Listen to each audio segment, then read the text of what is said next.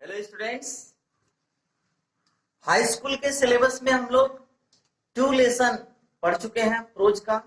Lesson 3 आज हम पढ़ेंगे जिसका नाम है द गंगा। द गंगा, गंगा का मतलब क्या हुआ? वही गंगा नदी, the river Ganga, the India's holiest river, the Ganga. Ganga नदी के बारे में ये जो चैप्टर है पंडित जवाहरलाल नेहरू का लिखा हुआ। पंडित जवाहरलाल नेहरू, पंडित नेहरू जिसको बच्चे चाचा नेहरू भी कहते हैं, उन्हीं का लिखा हुआ। जी हाँ, भारत के पहले प्रधानमंत्री, India's first prime minister Pandit Jawaharlal Nehru, जिनका जन्म 14 नवंबर 1889 को हुआ था। और उनके जन्म दिवस को ही हम लोग क्या मनाते हैं? बाल दिवस के रूप में मनाते हैं। तो गंगा नदी से उनका जुड़ाव, उनका लगाव, क्या दृष्टिकोण था उनका गंगा नदी के प्रति, उन्होंने अपनी भावनाओं को इस लेसन में व्यक्त किया है। कि जैसा कि हम जानते हैं कि इलाहाबाद में ही पंडित जवाहरलाल नेहरू का जन्म हुआ था, उनका बचपन वहीं बीता। ही spent his childhood in the lap of the river Ganga. उन्होंने गंगा नदी की गोद में ही अपना बचपन बिताया था। जैसे जैसे वो बड़े हुए, गंगा नदी के साथ उनका जो प्रेम था, उनका जो स्नेह था, वो और गहराता गया और बढ़ता गया। और गंगा नदी के प्रति उनके अंदर कौन कौन सी भावनाएं हिलोरे मार रही थी, उसी को व्यक्त करता हुआ ये लेसन द गंगा उन्होंने लिखा। तो आइए देखते हैं इस लेसन में उनके भावों को गंगा नदी के प्रति। तो आइए स्टार्ट करते हैं। सबसे पहला पैसेज 1 और पैसेज 2 का अध्ययन हम लोग आज करेंगे। तो आइए देखते हैं passage 1। I have received so much love and affection from the Indian people that nothing that I to do can repay even a small fraction of it, and indeed there can be no repayment of so precious a thing as affection. Nehru ji ने लिखा कि I have received so much. Receive मतलब क्या होता है? प्राप्त करना, मिलना। I have received so much love and affection. मुझे इतना अधिक, लव मतलब प्रेम, अफेक्शन मतलब स्नेह, मुझे इतना अधिक प्रेम और स्नेह मिला फ्रॉम द इंडियन पीपुल, भारतीय लोगों से, दैट की nothing that I to do can repay, कि मैं जो कुछ भी करूं, आई टू डू कैन, जो कुछ भी मैं करूं, repay even a small fraction of it, इसका एक अंश भी, स्मॉल मतलब छोटा सा, फ्रैक्शन मतलब भाग यानी कि अंश, मैं इसका एक छोटा अंश भी, रीपे मतलब पुनः चुकाना, अदा कर देना, फिर से कह रहा कि नथिंग नहीं कर सकता। अर्थात कह रहे हैं कि मुझे भारतीय लोगों से इतना अधिक प्रेम और स्नेह मिला है कि उसका एक अंश भी मैं उन्हें पुनः वापस नहीं कर सकता। एंड इंडीड, और सचमुच में, वास्तविकता तो यह है कि there can be no repayment of so precious a thing as affection. वास्तविकता यही है कि there can be no repayment, कोई वापसी नहीं होती है, of so precious a thing, इतनी कीमती मूल्यवान वस्तु की, ऐसी एज अफेक्शन अर्थात प्रेम और स्नेह जैसी मूल्यवान वस्तु की वास्तव में कोई वापसी नहीं होती। मेनी हैव बीन एडमायर्ड, बहुत सारे लोगों ने प्रशंसा किया। सम हैव बीन रिवर्ड, कुछ लोगों ने, रिवर्ड मतलब होता है सम्मान करना, कुछ लोगों ने सम्मान किया। But the affection of all classes of the Indian people, लेकिन भारतीय लोगों के सभी, क्लास मतलब होता है वर्ग, यानी कि उच्च वर्ग, निम्न वर्ग, मध्यम वर्ग, भारतीय लोगों के सभी वर्गों का अफेक्शन यानी कि प्रेम, अफेक्शन मतलब क्या? स्नेह। लेकिन भारत के सभी वर्गों का स्नेह, भारतीय लोगों के सभी वर्गों का स्नेह हैज कम टू मी, मेरे पास आया, मुझे मिला। इन सच एबंडेंट मेजर, इतनी अधिक, एबंडेंट मतलब होता है पर्याप्त, मेजर मतलब होता है मात्रा, करा इतनी अधिक मात्रा में मुझे वह प्रेम और स्नेह मिला, दैट की I have been overwhelmed by it, कि मैं उससे अभिभूत हो गया, आत्मविभोर हो गया।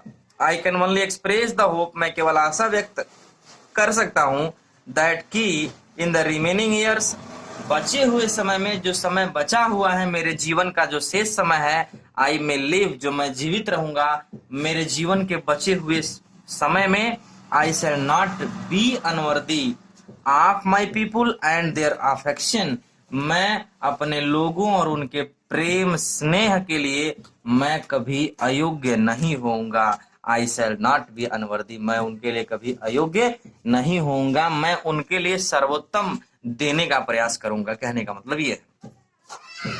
To my innumerable comrades and colleagues, comrades मतलब होता है साथी, और कलेजियस मतलब होता है सहकर्मी, साथ साथ काम करने वाले।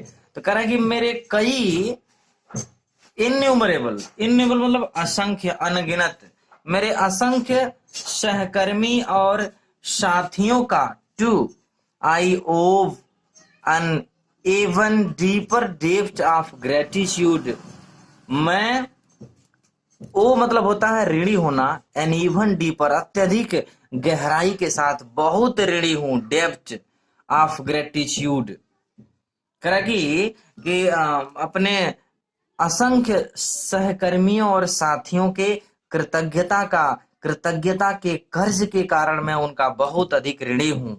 We have been joint partners in great undertakings, we have been joint partners, हम ज्वाइंट पार्टनर मतलब क्या हुआ, एक साथ हिस्सेदार होना, एक साथ काम करना मिल करके। इन ग्रेट अंडरटेकिंग, ग्रेट मतलब बड़े बड़े महान भी होता है, अंडरटेकिंग्स मतलब कार्य, हम महान कार्यों में, बड़े बड़े कार्यों में इकट्ठे एक साथ हिस्सेदार रहे हैं। And have started and have shared the Triumph and sorrows, और कह रहा है कि हैव शेयर्ड, और एक दूसरे के साथ कह रहा है कि शेयर्ड किया, हिस्सेदारी निभाया है, द ट्रियम्फ एंड सारोज, कह रहा है कि ट्रियम्फ मतलब क्या हुआ, विजय, यानी कि सुख, एंड सारो मतलब दुख, सुख और दुख में हम लोग एक दूसरे के साथ रहे हैं, हिस्सेदारी एक दूसरे के साथ हम लोगों ने साथ दिया है। विच इनविटेबली कंपनी देम, जो इनविटेबली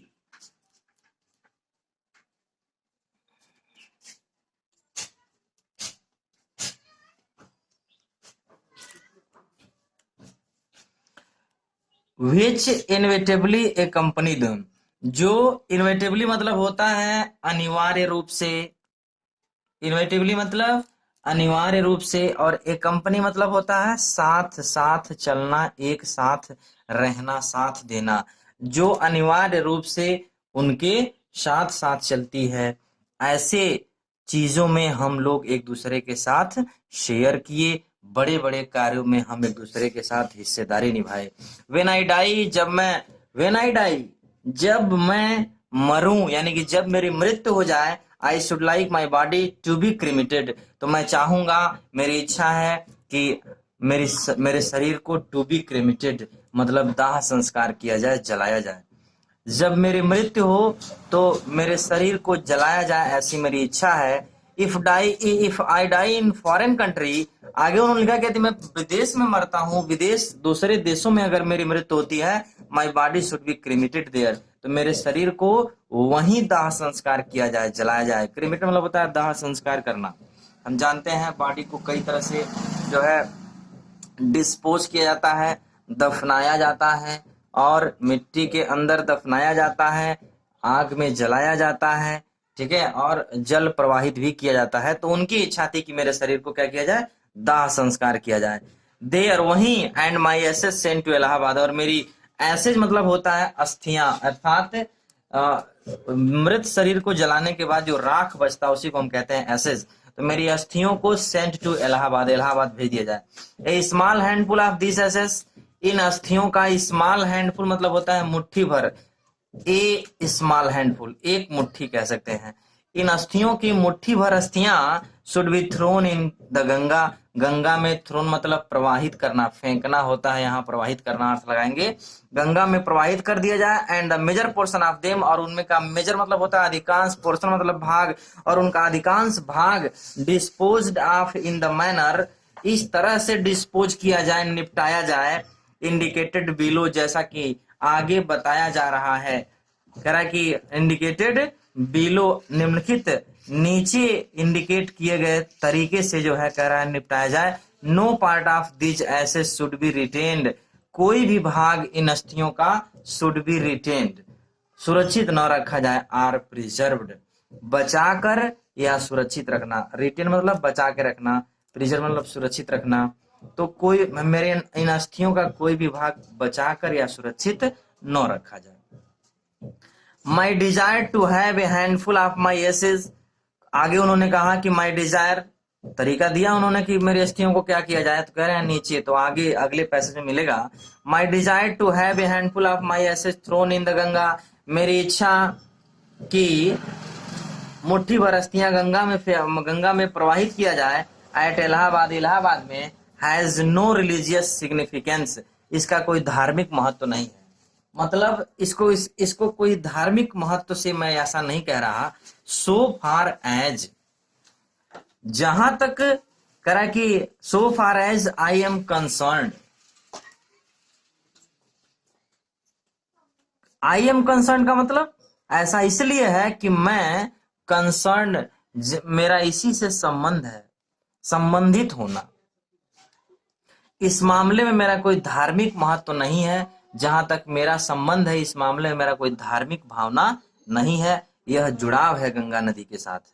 कह रहा है कि I have no religious sentiment, मेरा कोई धार्मिक, I have no religious sentiment in the matter, इस मामले में मेरा कोई धार्मिक सेंटिमेंट मतलब होता है भावना, हम इस मामले में मेरा कोई धार्मिक भावना नहीं है।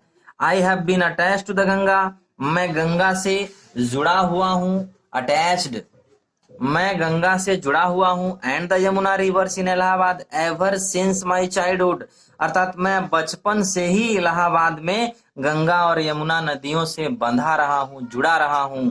And as I have grown older, जैसे जैसे मैं बड़ा हुआ, this attachment has also grown, यह अटैचमेंट, जुड़ाव, लगाव भी जो था वो क्या हो गया, आल्सो ग्रोन, बढ़ता गया। I have watched their varying moods, मैंने देखा है देयर वेरिंग मूड्स, उनके बदले हुए, मूड मतलब होता है भावों को, अर्थात गंगा और यमुना नदियों के भावों को मैंने बदलते हुए देखा है। एज द सीजन चेंज, जैसे जैसे मौसम बदलता है, मौसम बदलने के साथ साथ, ऋतुओं के बदलने के साथ साथ मैंने उनको बदलते हुए देखा है। And have often thought of the history, और ऑफन थॉट, थॉट मतलब क्या होता है, सोचना, विचार करना। ऑफ द हिस्ट्री, और उनके इतिहास के बारे में भी मैंने विचार किया है। And myth and tradition and song and the story that have become attached to them through the long ages and become part of their flowing waters. तो लिखा कि और प्रायः उनके इतिहास, मीथ मतलब होता है पौराणिक कथाएं, जो पुराणों में मिलती हैं, पौराणिक कथाएं, ट्रेडिशन परंपरा, एंड सॉन्ग, सॉन्ग मतलब क्या हुआ, गीत, संगीत, एंड स्टोरी, और कहानियां, that have become attached to them, कथाओं के बारे में विचार किया, जो कथाओं के बारे में विचार किया, जो become attach to them through long ages, long ages मतलब क्या हुआ, लंबे समय से, प्राचीन समय से, युग युगांतर के साथ जो उनके साथ अटैच्ड, जुड़ी हुई हैं। And become part of their flowing waters, और उनके बहते हुए पानी, फ्लोइंग वाटर्स, बहते हुए पानियों का एक अंग बन चुकी हैं। उन सभी के बारे में मैंने विचार किया है, मैं सोचता रहता हूं। नेहरू जी ने कहा कि ऋतुओं के बदलने के साथ साथ मैंने गंगा नदी के बदलते हुए भावों को भी देखा है, और प्रायः इतिहास, पौराणिक कथा, परंपरा, संगीत और कहानियों के बारे में विचार किया है, जो प्राचीन समय से ही उनके साथ जुड़ी हुई हैं, अर्थात प्राचीन समय से ही जो उनके साथ जुड़ी हुई हैं युग युगांतर से, और जो बहते हुए जल का, उनके बहते हुए जल का यानी कि पानी का अंग बन चुकी हैं, उन सभी के बारे में मैंने विचार किया है। पैसेज 1 और पैसेज 2 का अध्ययन हम लोग पढ़ चुके थे। आज हम लोग पढ़ेंगे पैसेज 3 और पैसेज 4। पैसेज 4 का अध्ययन हम लोग करेंगे। इसके पहले हम लोग ये जान चुके हैं कि नेहरू जी ने ये बताया था कि भारतीय लोगों से जो प्रेम और स्नेह हमें मिला था उसको मैं वापस नहीं कर सकता। हालांकि उन्होंने ये भी स्वीकार किया कि मैं कभी अपने आप को भारतीयों के प्रति अयोग्य नहीं होने दूंगा। इस तरह की भावनाएं भारतीय लोगों के प्रति नेहरू जी के अंदर थी। आगे हम लोग क्या उनकी इच्छाएं थी, उन्होंने ये भी स्वीकार किया था कि मेरे मरने के बाद मेरी अस्थियों के साथ क्या किया जाए, तो उसके प्रति क्या इच्छाएं थी, आइए जानते हैं पैसेज 3 और 4 में। The Ganga specially the river of India. Ganga मुख्य रूप से भारत की नदी है, स्पेशली विशेष रूप से भारत की नदी है। बिलव्ड ऑफ हर पीपुल, और अपने लोगों की अर्थात भारतीय लोगों की बिलव्ड, प्रिय है। राउंड विच, जिसके चारों ओर इंटरवीन्ड हर रेशियल मेमोरीज, जिसके चारों ओर हर रेशियल मेमोरीज। रेशियल मतलब होता है जातिगत, जातीय, मेमोरीज मतलब यादें। इंटरवीन्ड मतलब होता है गुथी हुई हैं, लिपटी हुई हैं। तो round which intervened her racial memories, जिसके चारों ओर उसकी जातीय यादें लिपटी हुई हैं। हर होप्स, उसकी आशाएं। एंड फियर्स, उसका भय। हर सॉन्ग्स ऑफ ट्रियम्फ, उसकी विजय गीत, विजयी गाथा। हर विक्ट्री एंड हर डिफीट्स, उसकी हार और उसकी जीत। ये सारी चीजों से क्या है, लिपटी हुई हैं, गुथी हुई हैं। She has been a symbol of India's age long culture. वह सी का प्रयोग द गंगा के लिए, has been a symbol of India's age long culture, Bharat के एज लॉन्ग कल्चर का मतलब होता है दीर्घकालीन, प्राचीन कालीन कह सकते हैं, कल्चर एंड सिविलाइजेशन, संस्कृत और सभ्यता की प्रतीक रही है। करा कि ever changing, ever flowing. Ever changing मतलब बदलती हुई, चेंजिंग एंड एवर फ्लोइंग, निरंतर बदलते हुए, निरंतर बहते हुए। And yet ever the same Ganga, और फिर भी वैसी ही गंगा है, अर्थात निरंतर बदलती रहती है लेकिन फिर भी वही गंगा नदी है। She reminds me of the snow covered peaks and the deep valleys of Himalayas. She reminds me, Nehru ji ने कहा कि सी रिमाइंड्स मी, वह मुझे याद दिलाती है हिमालय की स्नो कवर्ड पीक्स, बर्फ से ढके हुए चोटियों के बारे में। And the deep valleys of Himalaya, और हिमालय के गहरी घाटियों की, बर्फ से ढकी हुई चोटियों की हमें याद दिलाती है Ganga. Which I have loved so much, जिसे मैं बहुत पसंद करता हूँ, जिसे मैं बहुत प्यार करता हूँ, जिसे मैंने बहुत प्रेम किया है। And of the reach and vast plains below, और उस रीच मतलब क्या हुआ, रीच मतलब होता है धन संपन्न, एंड वेस्ट प्लेन्स अर्थात विशाल धन संपन्न, प्लेन्स मतलब मैदानी भागों की भी मुझे याद दिलाती है, बिलो मतलब निचले। एंड करा कि where my life and work have been cast, where my life and work have been cast. Cast मतलब होता है ढाला जाना, एक नया रूप देना, जहां मेरा जीवन और मेरा कार्य जो है ढाला गया है, उस मैदानी भाग की मुझे याद दिलाती है, जिसे मैंने बहुत पसंद किया है। साथ ही साथ हिमालय की गहरी घाटियों और उसके बर्फ से ढके हुए चोटियों की मुझे गंगा नदी याद दिलाती है। Smiling and dancing in the morning sunlight, अलग अलग सीजन्स में ऊपर लिखा था नेहरू जी ने, अलग अलग सीजन्स में उन्होंने देखा है द गंगा को। यहाँ देखिए, smiling and dancing in the morning sunlight. प्रातः काल, सनलाइट का मतलब सूर्य के प्रकाश में, प्रातः काल सूर्य के प्रकाश में स्माइलिंग एंड डांसिंग, मुस्कुराती हुई और नाचती हुई। And dark and gloomy and full of mystery as evening shadow falls, और जैसे ही शाम की परछाई गिरती है, अर्थात संध्या काल आने पर, शाम का समय होने पर, dark and gloomy and full of mystery. Dark मतलब अंधकार में, ग्लूमी मतलब होता है शीतकालीन में संकुचित, तो शीतकाल में संकुचित। एंड कह रहा है कि फुल ऑफ मिस्ट्री, रहस्यों से परिपूर्ण, रहस्यपूर्ण जो है दिखती है।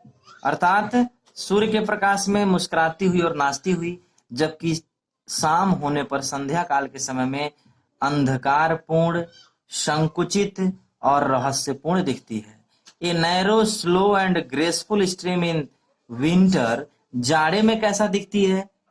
A narrow slow and graceful stream in winter, एक नैरो मतलब पतला, स्लो मतलब धीमा, एंड ग्रेसफुल मतलब शोभायमान, शोभायुक्त, स्ट्रीम इन द विंटर, जाड़े में एक पतली, मंद और शोभयुक्त, स्ट्रीम मतलब होता है धारा के रूप में दिखाई देती है।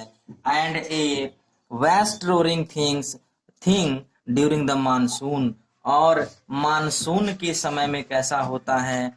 तो कह रहा है कि रोरिंग थिंग, वेस्ट रोरिंग, अत्यधिक गरजती हुई वस्तु के जैसे, मानसून के दौरान जो है गरजते हुए, अर्थात कह सकते हैं जब नदी में पानी ज्यादा रहता है तो देखते होंगे कि पानी के कण आपस में टकराकर एक विशाल गर्जना की आवाज उत्पन्न करते हैं, तो उस तरह से दिखाई देती है मानसून के दौरान।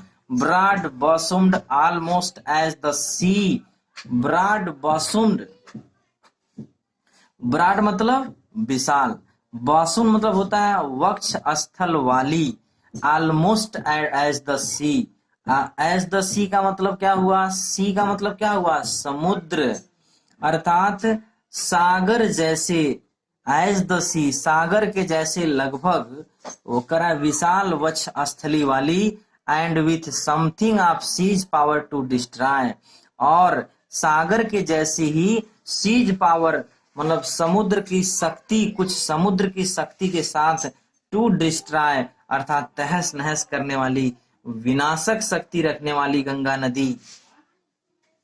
The Ganga has been to me a symbol, Ganga मेरे लिए भी तरह की एक प्रतीक है, and memory of the past of India, और प्राचीन भारत की स्मृति है।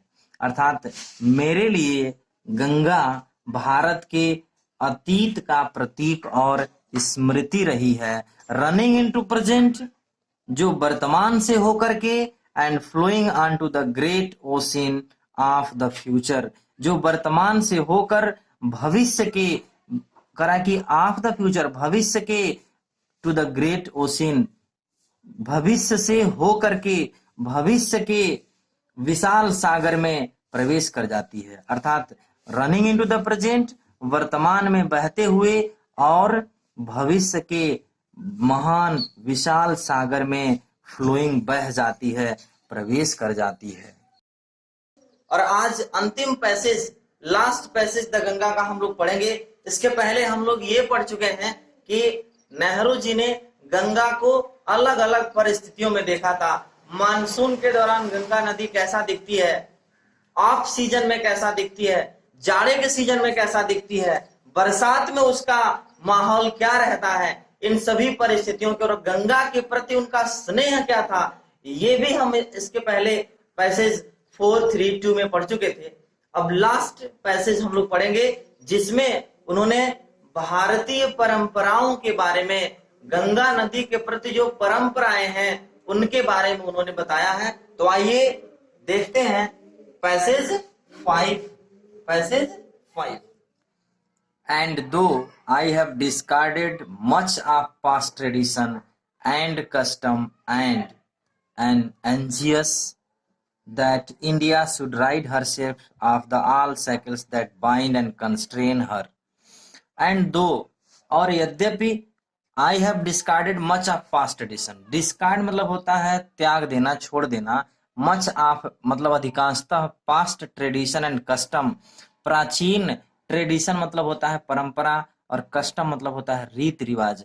करा कि और यद्यपि मैंने अधिकांशतः प्राचीन परंपराओं और रीति रिवाजों को त्याग दिया है, छोड़ दिया है, एंड एन एंजियस दैट, और मैं चिंतित हूँ, एंजियस मतलब होता है चिंतित, उत्सुक, आतुर, और चिंतित हूँ दैट की, आतुर हूँ इस बात से कि India should rid herself of all shackles, भारत को सभी प्रकार के, ऑल साइकिल्स मतलब होता है बंधन, सभी प्रकार के बंधनों से, शुड हर सेल्फ उसे छुटकारा पा जाना चाहिए, सभी प्रकार के बंधनों से, बेड़ियों से मुक्त हो जाना चाहिए, दैट बाइंड एंड कंस्ट्रेन हर, जो उसे, इंडिया को कह रहा है, जो उसे बांधे रखती है, बाइंड एंड कंस्ट्रेन मतलब होता है बाध्य करना, मजबूर करना, जो उसे बांधे रखती है और मजबूर करती है, एंड डिवाइड हर पीपुल, और जो उन अपने लोगों को, उसके लोगों को अर्थात भारतीयों को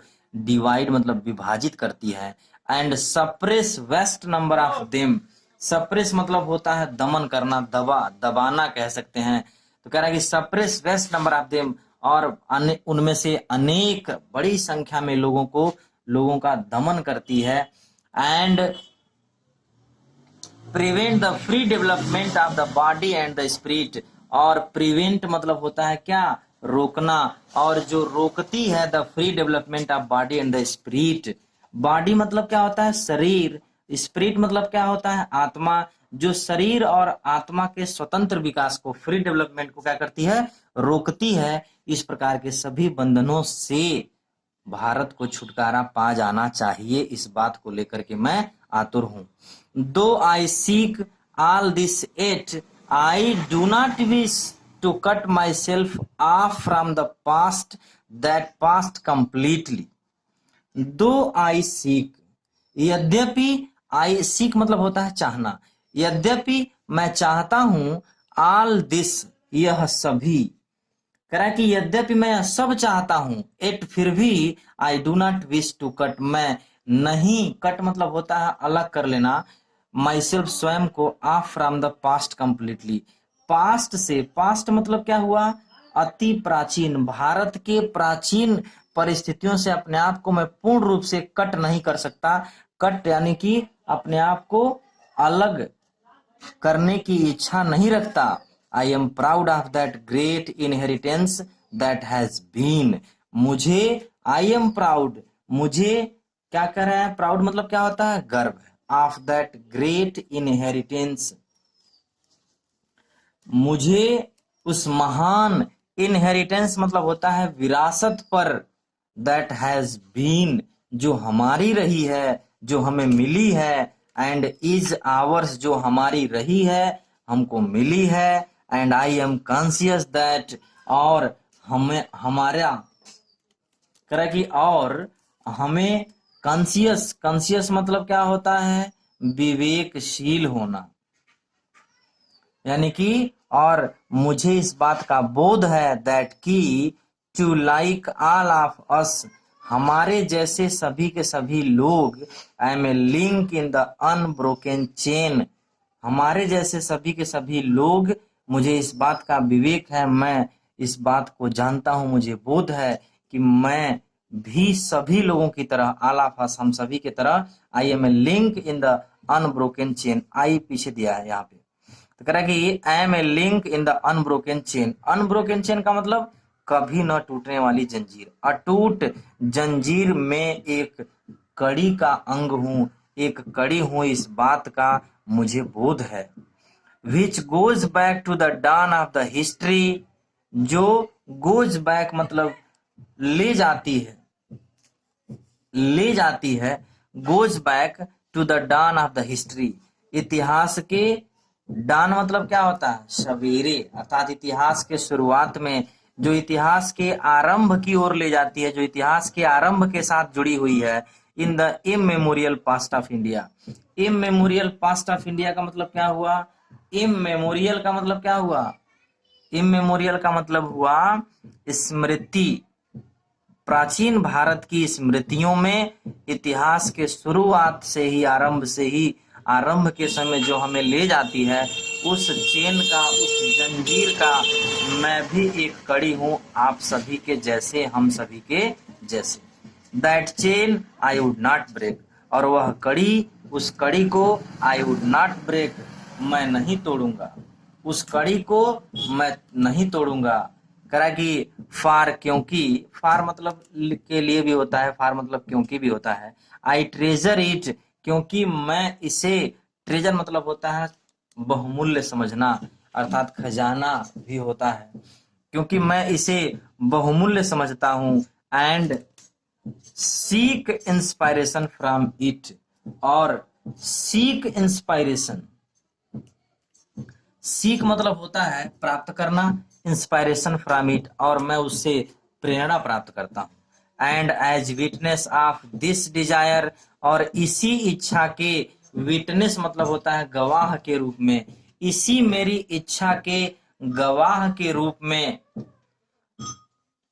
of desire of mind, and as my last homage to India, India's cultural inheritance, और as my last homage, homage मतलब होता है श्रद्धांजलि, होमेज मतलब होता है श्रद्धांजलि, टू इंडियाज कल्चर इनहेरिटेंस, भारत के सांस्कृतिक विरासत, कल्चरल इनहेरिटेंस, इनहेरिटेंस माने पीछे भी आया था, विरासत, कल्चर मतलब सांस्कृतिक, भारत के सांस्कृतिक विरासत, भारत के सांस्कृतिक विरासत के प्रति मेरी अंतिम श्रद्धांजलि के विटनेस, गवाह के रूप में, I am making this request, मैं यह निवेदन कर रहा हूं कि I am making this request, ये भारत के सांस्कृतिक विरासत के अंतिम श्रद्धांजलि के रूप में और मेरी इच्छा के गवाह के रूप में, I am making this request, मैं यह निवेदन कर रहा हूं, मैं यह निवेदन करता हूं, दैट कि a handful of my ashes should be thrown in the Ganga, मुट्ठी भर अस्थियां गंगा में प्रवाहित किया जाए, एट इलाहाबाद में, टू बी कैरिड, एक चीज बता दें, इलाहाबाद का वर्तमान नाम जो है प्रयागराज हो चुका है, इसका भी ध्यान देंगे। Allahabad, to be carried to the great ocean, क्या करने के लिए, to be carried to the great ocean, great ocean का मतलब क्या हुआ, महासागर, कह रहा है कि ये जो उस महासागर में चली जाए, to be carried to the great ocean, महासागर में ले जाने के लिए इलाहाबाद में गंगा में प्रवाहित कर दिया जाए, दैट वासेज इंडिया शोर, जो भारत के समुद्री तटों को, भारत के तटों को, शोर मतलब होता है तट, सोर्स, भारत के समुद्री तटों को, वासेज मतलब धोती है, वह गंगा नदी में मेरी मुट्ठी भर अस्थियां प्रवाहित किया जाए, जिससे मेरी अस्थियां भारत के तटों को धोने में काम आ सकें। The major portion of my ashes should however be disposed of otherwise, major portion के बारे में क्या कहा, शुरू में उन्होंने लिखा था कि मेजर पोर्शन को कैसे निपटाया जाए, आगे बताएंगे, तो यहाँ बता रहे हैं लेसन के लास्ट में, the major portion of my ashes should however be disposed of otherwise, मेरे अस्थियों के मेजर पोर्शन, अधिकांश भाग को, however be disposed of otherwise, दूसरे प्रकार से निपटाया जाए, कैसे निपटाया जाए, I want this to be carried up high up into the air in an aeroplane, I want मैं चाहता हूं, दिस टू बी कैरिड इन्हें ले जाया जाए, high up into the air ऊंचाई पर, हवा में, इन एन एरोप्लेन एक हवाई जहाज में, हवा में ऊंचाई पर ले जाया जाए, and scattered from that height, और उसी ऊंचाई से, वहीं से, स्कैटर्ड मतलब होता है छिड़क देना, बिखेर दिया जाए, ओवर द फील्ड्स, उन खेतों के ऊपर, उन खेतों में, where the peasants of India, जहां भारत के किसान, पीसेंट मतलब होता है किसान, टॉयल मतलब होता है परिश्रम करना, जहां भारत के किसान परिश्रम करते हैं, सो दैट ताकि, दे माइट मिंगल, मिंगल मतलब होता है मिल जाना, घुल मिल जाना, जैसे मिट्टी में आप राख मिला दें अच्छे से मिल जाएगा, तो वही कह रहा they might mingle with the dust and soil, ताकि वे धूल और मिट्टी में मिल सकें, ऑफ इंडिया, भारत के, ताकि वे भारत के धूल और मिट्टी में मिल सकें, एंड बीकम और हो जाएं, an indistinguishable part of India. Bharat का एक इनडिस्टिंग्विशेबल मतलब होता है अभिन्न, कभी न अलग होने वाला, और भारत का एक अभिन्न अंग बन जाए, क्योंकि अस्थियां भारत के खेतों में क्या हो जाएंगी, मिल जाएंगी, और उन्हें कभी अलग नहीं किया सकता। I have written this will, मैंने लिखा है। दिस मतलब यह, विल मतलब होता है वसीयतनामा, एंड टेस्टामेंट मतलब होता है इच्छा पत्र। मैंने यह वसीयतनामा और इच्छा पत्र लिखा in New Delhi on the 21st day of June in the year 1954। 1954 यानी कि 54 का मतलब 54। 21st day of June 21 जून 1954 को दिल्ली में मैंने यह वसीयतनामा और इच्छा पत्र लिखा। तो ये उनकी तमन्ना थी, दिली ख्वाहिश थी कि उनकी मृत्यु के बाद उनके अस्थियों के साथ क्या किया जाए। ओके, तो इस तरह से हम ये लेसन जो है समाप्त हुआ। अब आप इस लेसन को दोहरा लेंगे। अगर कोई समस्या आती है तो आप हमसे कमेंट बॉक्स में पूछ सकते हैं। Okay, thank you.